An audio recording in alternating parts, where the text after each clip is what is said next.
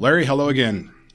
Well, we're back for part 3. Part 3 on our full range leadership and leadership theories discussion. Right, on our spectrum of leadership with 10 popular leadership approaches. Well, let's talk about where we've been so far, just a quick wrap up and then we'll discuss where we're going today in part 3. Okay, let's take about 90 seconds here and I'll kind of walk for you where we've been. We've come to the understanding that there's no consensus on the definition of a leader or what constitutes effectual leadership. There's many different definitions as there are people who write about it.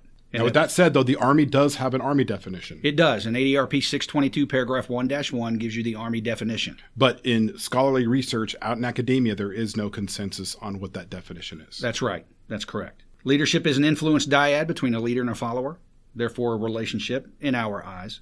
Without power, there is no influence. So there has to be a power relationship in order for influence to occur and therefore for leadership to occur. Leaders are people. Leadership is a process. Leadership isn't people, and people aren't leadership. Okay?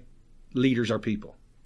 Last time we covered 3 approaches. We talked about laissez-faire leadership, and I'm sure it's going to come up again today as we talk about transactional leadership. It seems like we're fighting this almost like a new age approach to this laissez-faire leadership. If you Google laissez-faire leadership, the top 10 hits are going to, probably 80% of them will show laissez-faire leadership in some sort of positive light. Yeah, and I'm not sure I understand the rehabilitative intent behind most of it, because the leadership research is pretty strong that there's a negative correlation between laissez-faire leadership and almost all influence-related benchmarks. Laissez-faire leadership is not mission command. It is not mission command. And we're going to talk about that at length when we get to management by exception as part of transactional leadership. So we'll come back to that, I think, later on in the program here. And we talked about trait and attribute approaches last time, where a leader's characteristics are assumed to be different from those people who are not leaders. However, like a lot of things in the leadership arena, there's no consensus on which traits or attributes are required for effectual leadership. The same applies to behavioral approaches. Behavioral approaches deal with skills and competencies and assume that a leader's conduct is different from the conduct of people who are either non-leaders or ineffective leaders. And again, there's no consensus as to what those effective behaviors are or aren't. So today we're going to cover 4 additional leadership approaches. We're going to do transactional leadership up front, kind of get that out of the way. Then we're going to talk about contingency leadership, often referred to as situational leadership. We're going to talk a little bit about path goal leadership. And finally, leader-member exchange. And I'd like to point out one last time, we do this at every show, and I think it's important for us to rehash, that the principle of equifinality applies. Okay, there's more than one way to skin a cat when it comes to leadership. And that you and I, when we talk about leadership, tend to explain things in unlearned fashion because we're unlearned men ourselves. Okay, let's talk transactional leadership. Okay, transactional leadership was first articulated or attributed to Max Weber, he of the mechanized, bureaucratic model of how organizations are supposed to function. Now, you got to remember, Max Weber saw everything through a mechanistic lens, through a routinized lens, and that everything was about efficiency and effectiveness. Transactional leadership contractualizes the influence process between leader and follower. Now, Weber's theory has been picked up on by Bernard Bass and Bruce Avolio as part of their full range of leadership. And as a result, it is grounded in kind of management principles. Now, transactional leadership relies on almost exclusively on legitimate power, reward power, and coercive power as its influence means. It's really a quid pro quo. It's an exchange of this for that, using legitimate authority. It usually drives at, if you do what I ask you to do, we will pay you. If you do better than I ask you to do, you'll get a reward. And if you don't do what I'm going to tell you to do, we're going to punish you in some regard, fire you, demote you, what have you. So the problem with it, as you might guess, is it's pretty hard to get people either engaged or beyond minimal commitment with such an approach. Mm-hmm. Like I said, it's most of the time linked to management, and it's really made up of 2 sub-competencies when we look at transactional leadership. It's made up of contingent reward, which is where we use rewards or punishments to positively or negatively reinforce what it is followers do. Really leverages our legitimate power, and it rewards or punishes. The second part of transactional leadership is what we call management by exception. And we're going to talk about management by exception here in a couple different lights. First, management by exception, or MBE, identifies and remediates any type of deviation or off-nominal practice that we find. Okay? So there's two parts to management by exception. There's what we call active management by exception, or active MBE, which proactively monitors and takes immediate corrective action in the event of a deviation. Now, I know what you're thinking. Yeah, it sounds an awful lot like micromanagement. Right, it does, and it's very easy to make that connection. And it's probably accurate because the leader's very proactive in identifying any type of deviation which might occur, and then taking steps to head it off. So, I think your analogy, your connection there is probably very valid. Now, MBE passive, or passive management by exception, reactively responds to shortfalls, but only when it appears as though our goals or our task accomplishment is in danger. Mm-hmm. Okay, now remember, with transactional leadership, you notice in there's not a lot of discussion about follower development or making people better. Because it's linked to management, transactional leadership doesn't really care about people. It cares about goal attainment. Okay, it cares about impersonal functioning of the organization. Accomplishing the mission. Accomplishing the mission. Get the task done. Okay, well, I can't. Transactional leadership really doesn't care. It's made the request of you and expects you to get that done. Okay, very transactional. Via some sort of reward or punishment. With some sort of reward or punishment in the end, yes. Okay. Or a legitimate request. Now, there are organizations that, based off their hierarchy, because you're higher than I am in the hierarchy, you have more rank than I do, okay, or you're my boss, you can make a legitimate request. You can simply say, I need you to do this by this time, this date, and expect the follower to comply based off of the legitimate structure of the organization. Going back to our first episode where we were discussing full range leadership and we were discussing transactional leadership, you had made the point that no one theory is necessarily better than the other. And I remember kind of arguing, come on, there's got to be something better than transactional leadership.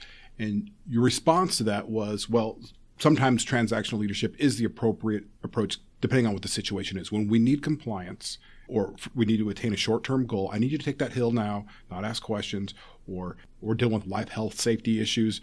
What are some other cases where you might see transactional leadership as the appropriate approach for a given situation? Well, often when we deal with resistance, let's say that we have a follower whose willingness level is that of resistance.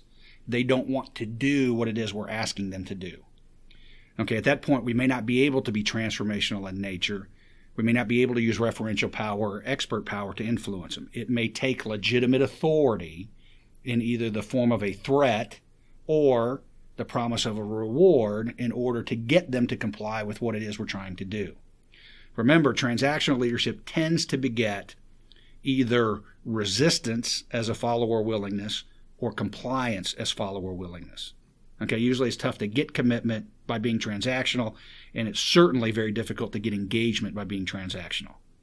I guess if we had a significant enough reward, we might be able to get commitment and maybe engagement, but not as a normal way of doing business.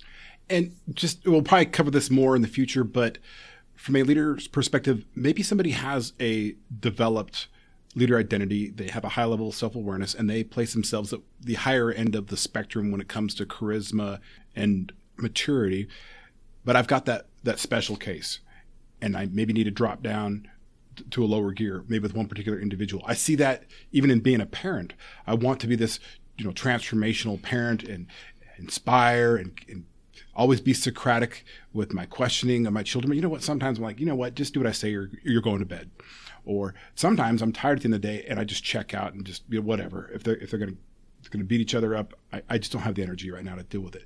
Maybe and that would be laissez-faire leadership. Yes, I go right to my laissez-faire parenthood. Yes. But there are times I'm bouncing all over. I'm not always in one place at all times. It depends on the situation. Depends on my own levels of energy and what's going on. But I think what's really important is the awareness of what we are doing. Right, and I think it's important for us to note that in almost every setting, transactional leadership is required. Okay, in almost every setting, in almost every leader-follower dyad, there are times that transactional influence is going to occur. In fact, the Army leadership doctrine is heavily nested in transactional leadership. It speaks to the term commander, which implies legitimate authority with the ability to reward and punish more than 70 times.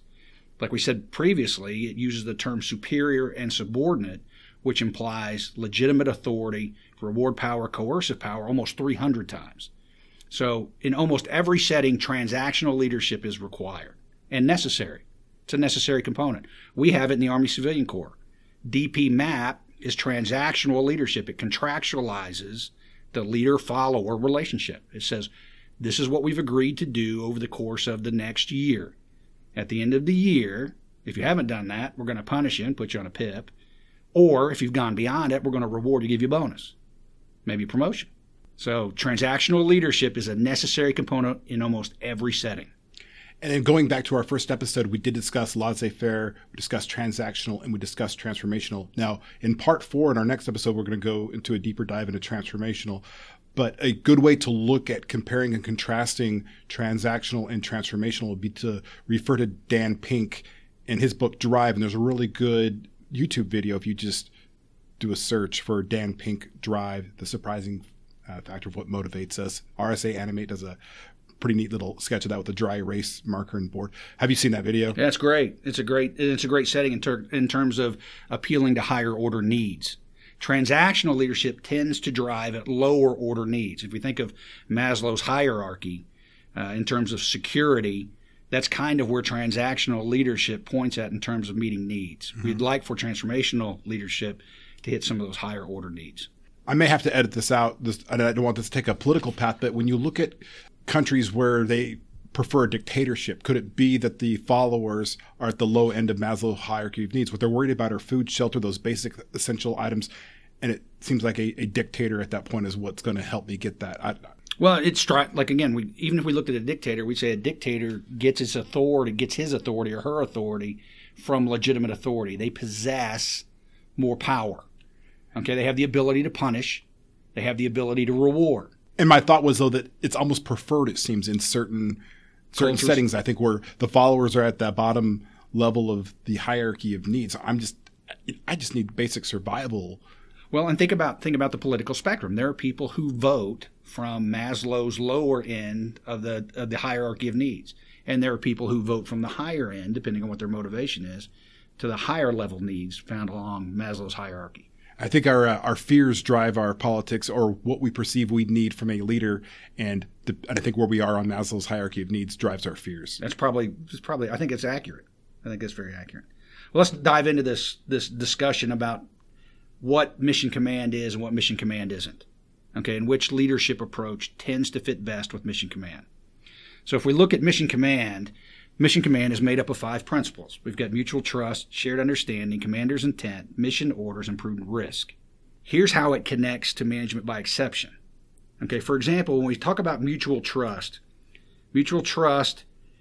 management by exception would say you have to allow followers decision-making authority.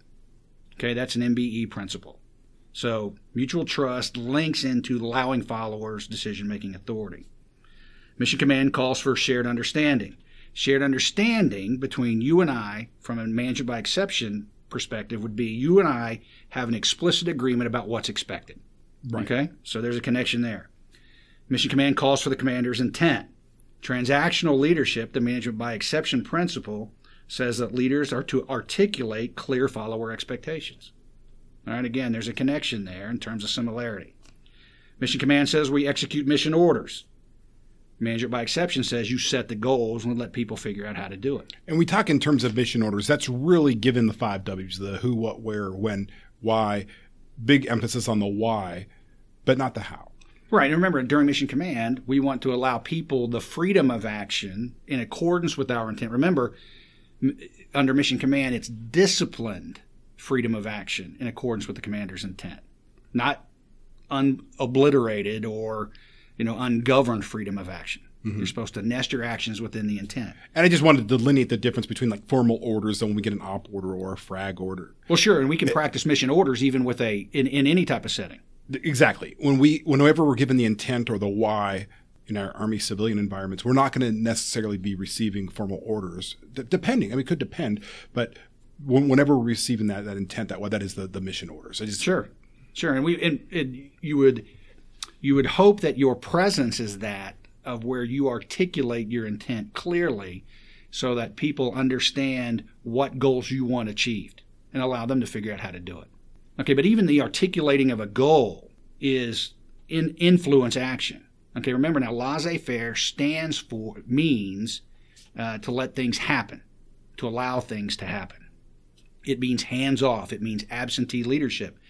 For example, let's go back to Band of Brothers. Let's talk Band of Brothers here for a minute, because there's a character in the series that really manifests himself as a laissez-faire leader, and that's Lieutenant Dyke. Yeah, he came later on in the series during the Battle of the Bulge. Right. He was the new Easy Company commander. Right. During the Battle of the Bulge, and he was known as Foxhole Norman, okay, because he would hide in his foxhole while the activity was occurring around him. That's a laissez-faire leader. He is allowing things to happen. By no means is he practicing mission command. There was a point, too, I think they were trying to assess what they were going to do as the battle, and there's some difficult conversation going on. He looked at his watch and was like, well, look at there. I've got a meeting back at regiment, jumped in a Jeep and left them all, and basically created a leadership vacuum at that point where the first sergeant had to basically assume the role of the company commander. Right, and laissez-faire leadership is synonymous with the absence of leadership, the absence of influence, which is exactly what Lieutenant Dyke is demonstrating by leaving or abdicating his responsibility in a time of need, which is synonymous with what laissez-faire leadership is described as. And again, it's not mission command. It is not mission command. There really is very little positive when we talk about laissez-faire leadership or the research behind laissez-faire leadership. Right. It's considered hollow leadership. It's considered uninfluential. So the minute that we're engaged in any type of influence activity, we're no longer engaged in laissez-faire leadership. We're not just letting things happen. We're attempting to direct or control them or influence them. Okay, so we're good on transactional leadership? Yep. So far, we've covered transactional leadership. Time to transition now into contingency leadership. Good. Let's talk contingency leadership, all right? Because contingency leadership and situational leadership, the terms tend to be used interchangeably. Situational leadership is used a lot more often. It's really nested in contingency leadership. Now, contingency leadership assumes that there's no one best leadership approach. So it's contingent upon the situation. Situation and the followers. And the followers. And the followers. And we'll talk a little bit about contingency leadership and situational leadership here in a little bit more in depth, but it assumes that there's no best leadership approach, no best collection of traits, or no set of effective influence behaviors that are discrete. Okay? And now you've heard of Blanchard and Hershey. Yep. Okay. Ken Blanchard and Paul Hershey are normally seen as the followers of Sit Lead, but contingency leadership really goes all the way back to the late 1950s to Fred Fiedler.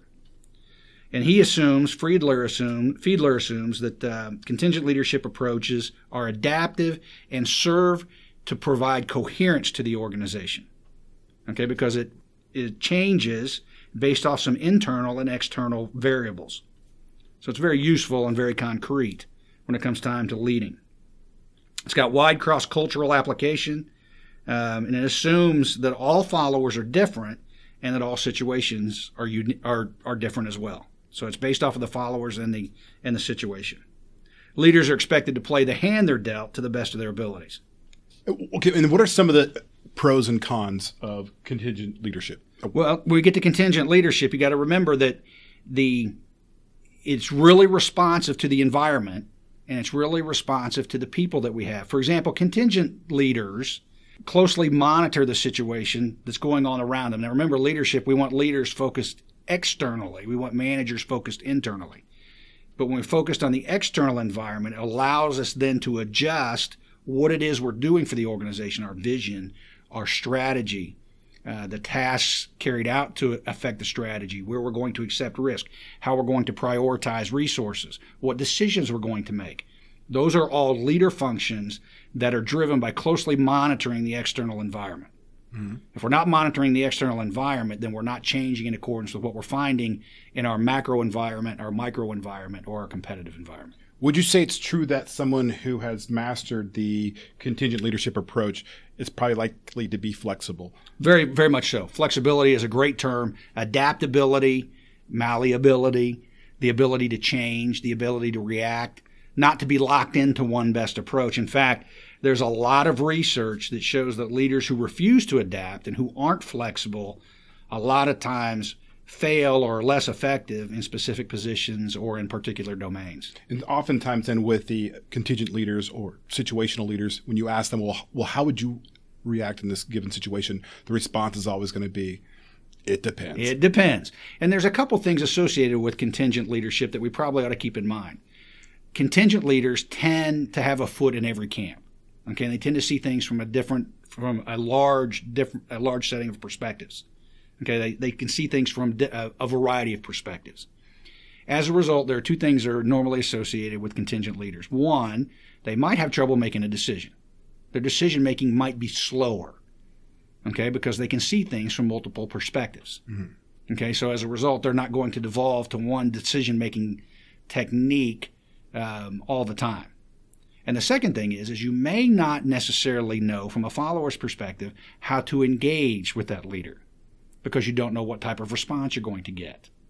Okay, if you have somebody who's a rules-based leader, somebody who's very transactional, you know that when you engage with them, they're going to come back to you from a rules-based perspective or a logic-based perspective. If we're engaged with somebody who's a servant leader, they're always going to take and respond to you from a personal standpoint. How does this affect our people? If we think somebody's transformational, they may come back to you and respond in a very transformational way and tell you how to make a change. Remember now, our contingent leaders have a foot in each camp, and therefore you may not necessarily know what type of response to expect when it comes time for the influence dyad to occur. So let's talk a little bit about path goal. Okay, so our third approach for this episode, the path goal. Path goal theory. Now, path goal theory sounds going to sound similar to situational leadership, but we're going to discriminate between the two here for you at the end. But let's talk about what path goal is up front. First, it's driven towards full follower actualization in accordance with organizational requirements. Okay, so it's really a two-part equation there. We want to make people better by articulating the right path for them in terms of their development, but we want to articulate that path in such a way as it's not contrary to organizational goals. When I first started familiarizing myself with the path goal theory, I see a lot of leaders helping others self-actualize. They set a set of goals. I'm going to help them get there. I said, well, that sounds an awful lot like servant leadership. Right, and you'd be accurate in that assessment. The difference is under servant leadership, a true servant leader, somebody who is really nested in servant leadership principles, would tell you, I don't care about organizational goals. I don't care about task accomplishment. If I get the followers correct and I develop them to their fullest extent possible, those things will take care of themselves. Okay, so they actually do care about the organizational goals, but that's not their focus. Their focus is on developing people, and the rest will follow. Right. And the difference is in path goal theory, we want followers developed to their fullest potential. We want them to self-actualize. With a focus on organizational goals. While being nested with the organizational goals and contributing to those organizational goals. Okay, so that's kind of where the difference is between them. This is a very strengths-based approach to leadership. When we start talking about path goals, we have to identify followers' strengths and developmental activities in accordance with their strengths while dealing with their deficits. And I know we had mentioned this a little bit in the last episode, and it might be more of our opinion, but I think you and I share the opinion that you are going to get a better return on investment if you focus on honing in and refining your strengths versus on devoting a whole lot of time and resources to trying to turn a weakness into a strength. There's absolutely opportunity to become aware of our weaknesses and to improve those where we can, but we're probably going to make more money with really honing in and focusing on our strengths. I'm sure people are going to disagree. All right, superior performance is found in maximizing our strengths, okay, not remediating our deficits. Deficit remediation leads to average performance, normally average performance at best. If we want superior performance, we have to actualize the natural things that people are inclined to do well and develop those to the fullest extent possible. As part of path goal theory, what we want to do is we want to remove the obstacles to that development. And we want that development to be harmonious with what it is we're trying to achieve as an organization. All right, so that's what path goal theory is all about. Like I said, it differs from situational leadership in two areas. Okay, the transcendent purpose of path goal theory is follower development, not organizational effectiveness. Okay, it's about the people. And the second part is the leader is required to articulate and enact the follower development initiatives that they articulate. Okay, both personal and for tasks. Mm-hmm. Under path goal theory, the workplace and the professional development are not bifurcated. Okay, they're nested with one another. So path goal theory extends into your personal development as well as your professional development. This reminds me a lot of the IDP, the individual development plan that we're all required as Army civilian professionals to have. What are your thoughts on the alignment of the IDP and the leader and the follower? Yeah, I think that's where we kind of want to be, right? We want to, with an IDP, we want to articulate the things necessary to improve the follower from a follower perspective. And this is, and it really is, I hadn't really thought about it until you just said it, but the IDP really encapsulates path goal theory. It talks about professional advancement, it talks about personal advancement, and it talks about those things in conjunction with harmonious goals of the organization. And again, my opinion, purely James's opinion, when I look at the operational environment when it comes to IDPs, I would say about half the population values it and takes it seriously and is updating it and making sure that it's relevant, where the other half does it to check a block because it's required. So if your IDP doesn't really have a whole lot of meaning and it's just a check a block because it's a requirement, it probably isn't going to facilitate this path goal approach versus someone who takes their own developmental approach, they have their own goals in mind and can articulate those with a leader who's also willing to facilitate the development. Yeah, I think you're making a great point. A DP map is very transactional because it speaks to professional accomplishments within the hierarchy of the organization. Okay, so DP map I would equate with transactional leadership, but I think you make a great point that the IDP is a tool for path goal theory to be implemented. It lays out personal goals, it lays out professional goals, and it does so in harmonious growth with the organization. It's got to have meaning, though, if it's going to work. It has to. It has to have some teeth to it. Yeah, absolutely. Okay, so we want to talk a little bit about leader-member exchange. So our fourth leadership theory for this episode, LMX, leader-member exchange. LMX. And I would tell you there are a lot of advocates for LMX, and when I explain it to you, you're probably going to understand why. Okay, leader-member exchange theory is focused on a leader-follower dyad as a discrete relationship. Sounds pretty good, right? Mm-hmm. It's a relationship between a leader and a follower and the exchanges that occur between them. It's focused on the quality of our exchange. Okay, the quality of our relationship as a leader or follower is what drives the influence. It seeks improved outcomes for both you and I. You as the follower, me as the leader, or vice versa. Mm-hmm. All right, it wants to make both of us the beneficiaries of our relationship. Now, George Graham and Mary Ulbane have kind of served as LMX's most vocal advocates for almost 50 years. And they identify really three things that go in to the leader-follower dyad, and it's quality. Your attributes as a leader, my attributes as a follower, and then the nature of our relationship. You might have great attributes, and I might have great attributes, but if we have no qualitative relationship, the exchange is not going to be very beneficial for either one of us.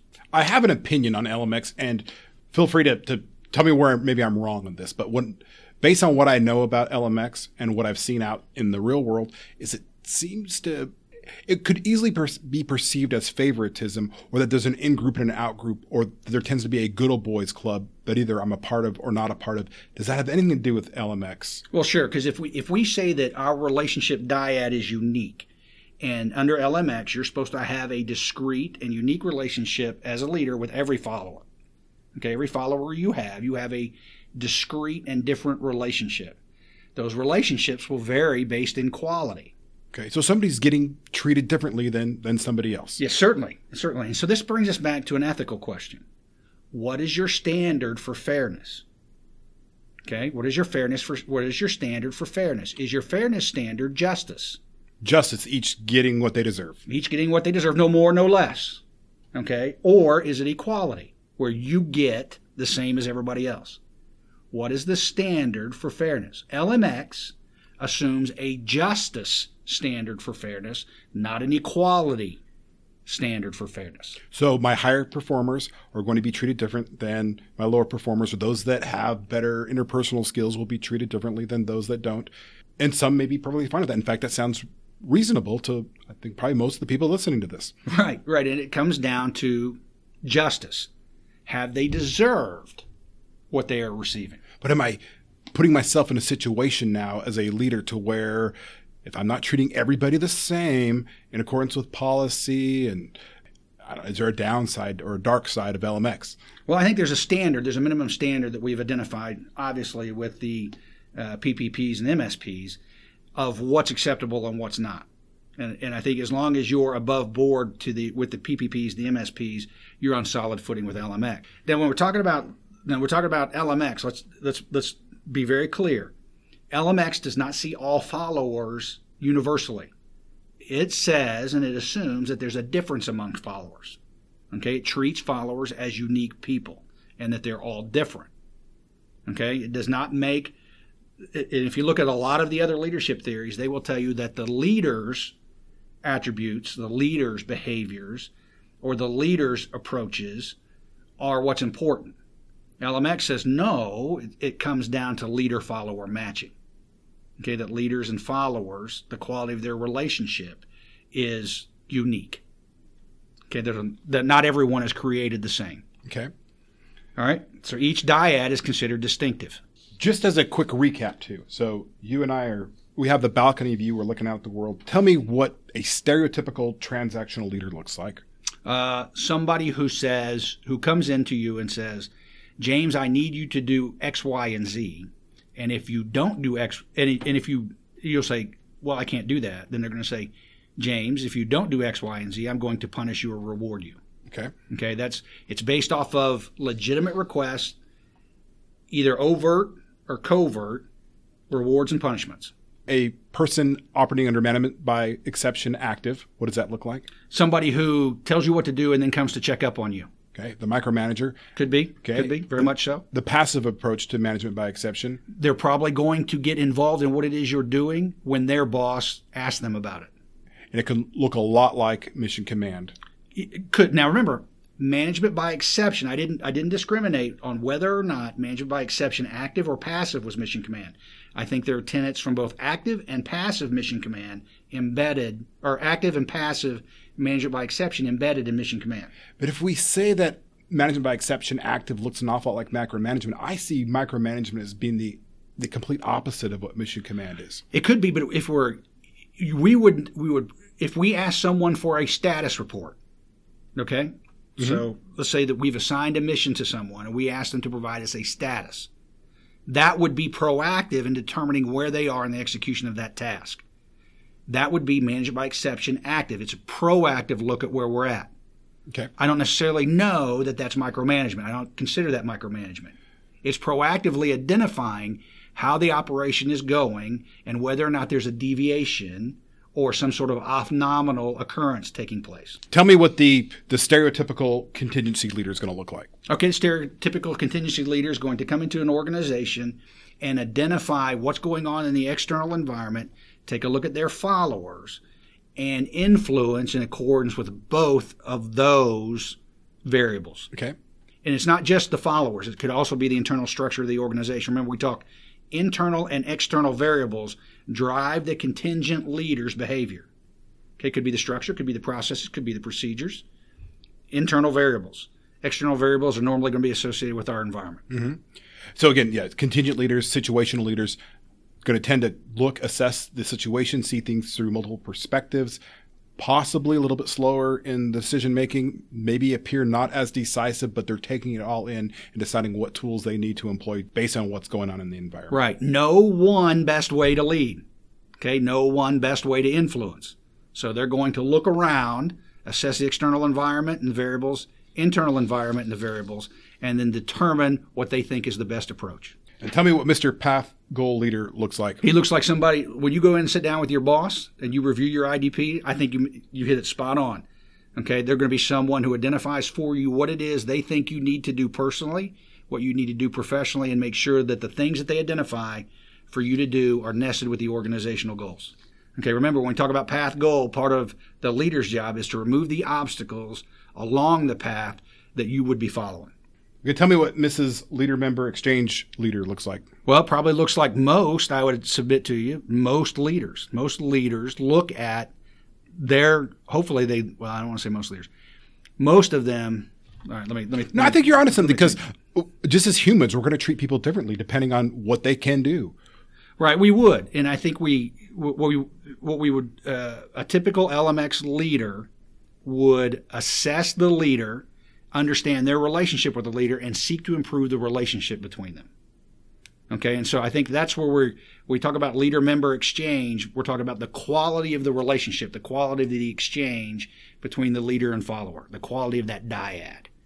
So a typical LMX person is going to look at you as a follower, understand what they are as a leader, and then seek the optimal relationship between you. I see. And those relationships will vary, and it could. Sure. It certainly is. It's not equality. It's not equality. It's justice. Okay, it's a just relationship, not an equal relationship.